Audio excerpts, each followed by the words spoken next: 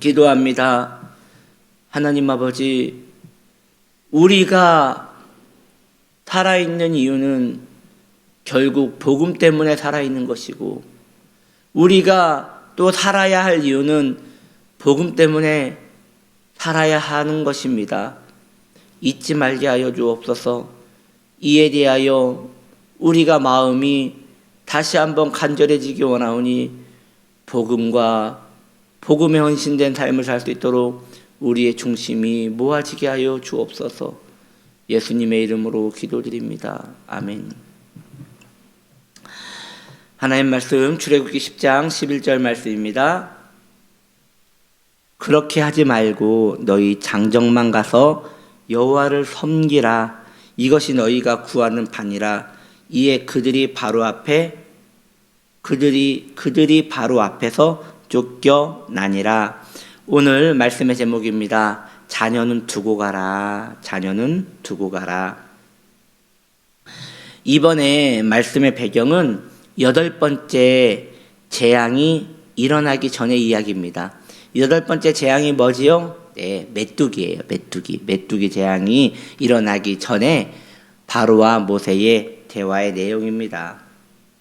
모세는 바로에게 메뚜기 재앙을 경고합니다. 바로는 또 꿈쩍도 안 하지요. 그런데 이번에는 애굽에 그 신하들이 달려가서 바로를 말립니다. 모세와 아론이 떠난 뒤에 바로에게 나아가 신하들이 탄원을 합니다. 왕이요, 이제 우리 정말 망합니다.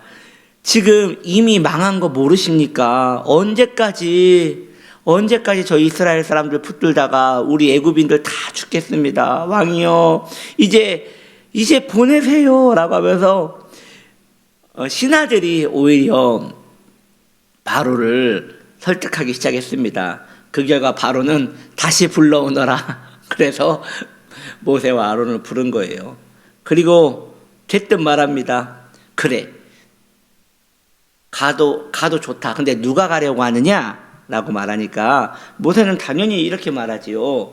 어른과 아이, 남성과 여성, 노인, 모든 가축 다, 여기에 있는 이스라엘인들과 모든 그의 소유 다 떠나겠습니다 라고 말합니다. 그런데 바로는 말하기를, 안 된다. 다 좋다. 다 좋은데 자녀는 두고 가라. 왜?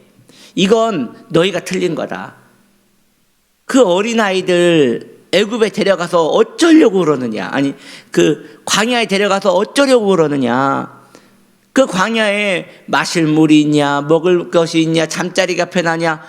큰일 난다.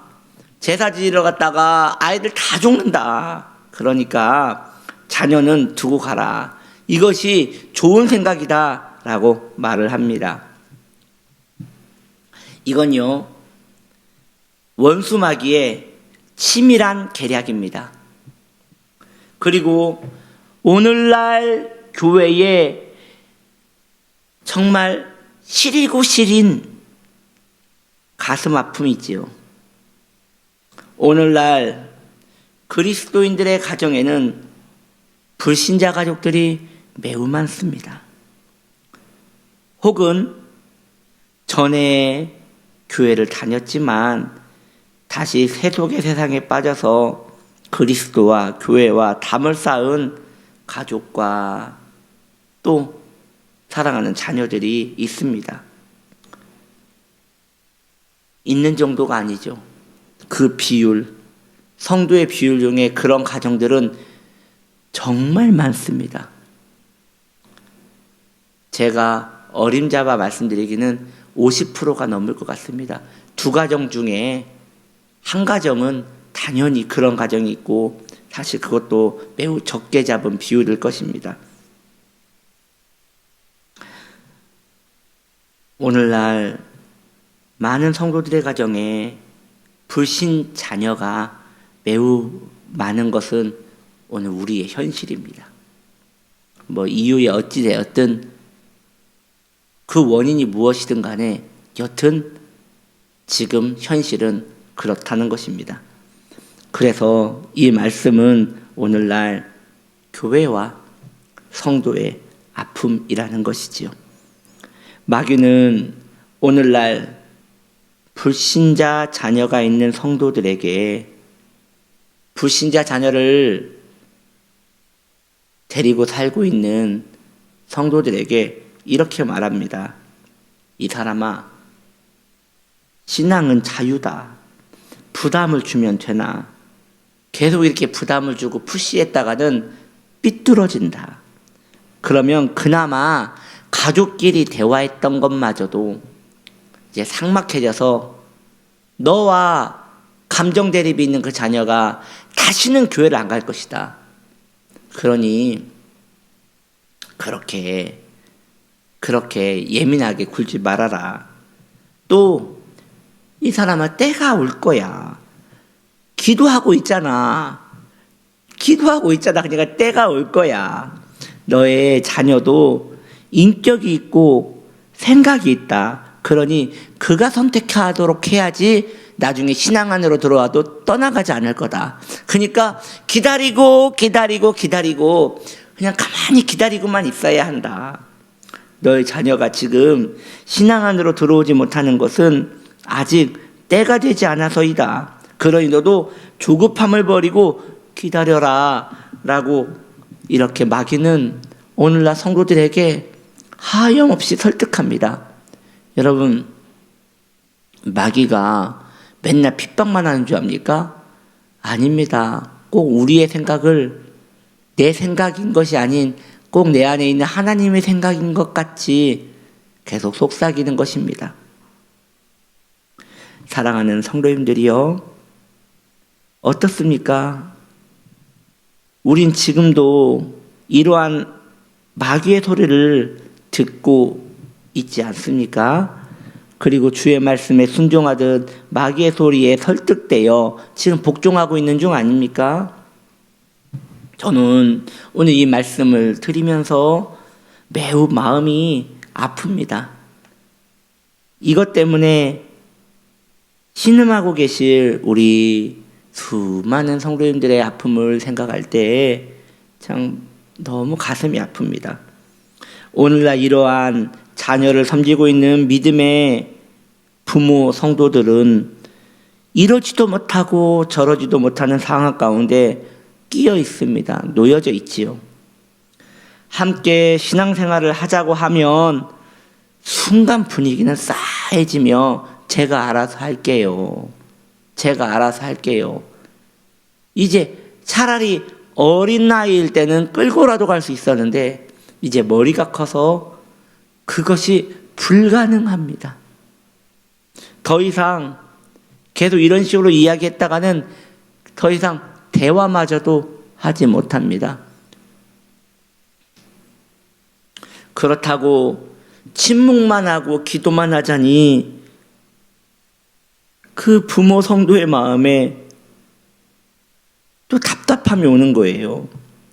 혹시 그 자녀의 영혼이 진짜 기회를 놓치고 멸망당할까 봐 그 영혼의 두려움이 밀려드는 것이지요. 어찌해야 한단 말입니까? 그 자녀들을 어찌해야 한단 말입니까? 그리고 그들에 대한 또 부모 성도들의 자세는 어찌해야 한단 말입니까? 저는 조심스럽게 말씀드립니다. 그 이유는 이 일이 매우 민감하고 어렵고 쉽지 않은 문제이기 때문입니다. 어찌해야 할까요? 자녀의 구원에 대하여 꼭 시한부 인생 앞에 선 것 같이 아파하십시오. 자신의 마음에 속삭이는 원수의 소리를 듣지 마십시오. 원수는 그냥 무력하게 놔두라고 합니다. 이것이 자녀를 위한 거라고 합니다.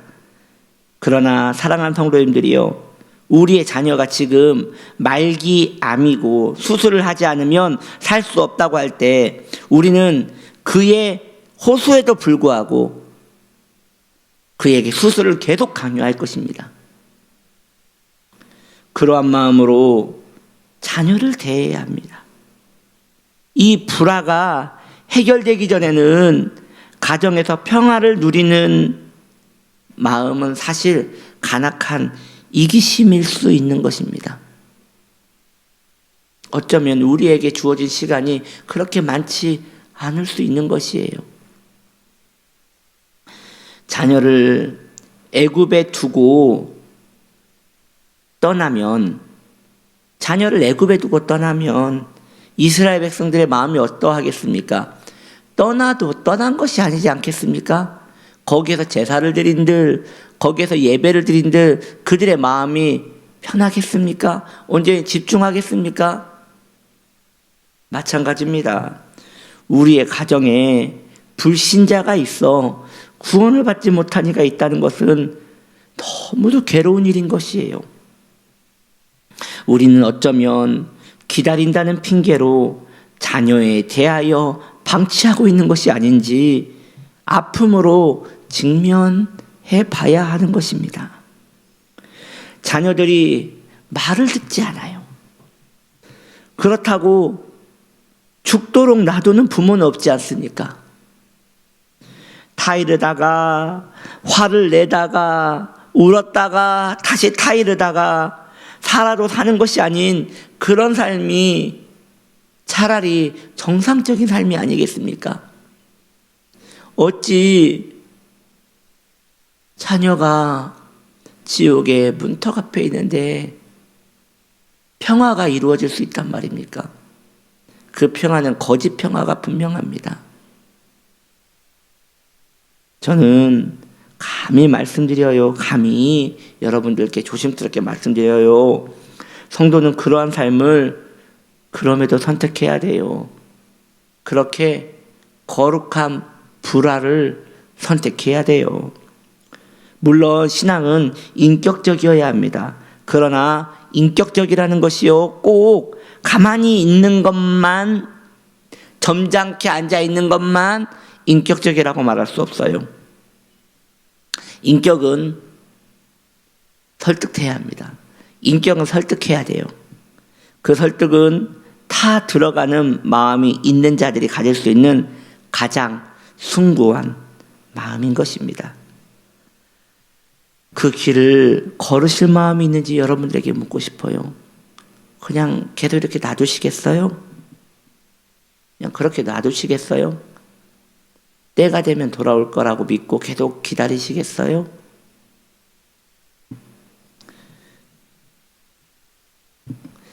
아니지 않습니까? 지금까지 그렇게 해봤는데 효과가 없지 않았습니까? 그것은 사실 내 삶을 모두 걸고 해야 하는 거기 때문에 못한 것일 뿐이지 그것이 정상적인 답은 아니었습니다. 자녀가 애굽에 있는 한 내 영혼에 그리고 우리 가정에 불화는 계속 이어질 수밖에 없습니다. 불화가 없이 계속 평안하다면 지금 그 평안은 거짓 평화입니다.